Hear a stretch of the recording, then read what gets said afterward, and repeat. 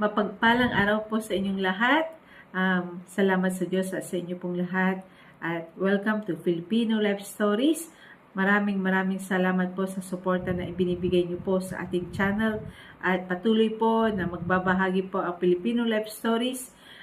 Tsaka mag-uumpisa na po tayo hanggang next year po na magbabahagi na po tayo ng mga magagandang Filipino Life Stories na kanilang pagsisikap sa buhay, kung paano po makasurvive sa araw-araw ng kanilang gawain, at saka yung mga small businesses din, priority din po natin. Maraming salamat po. Ito nga po nabili po natin. Ito po yung mga nabibili po natin, ng mga produkto na ibinabahagi po natin. Your like and share and subscribe. Please join to our channel and we will support our community.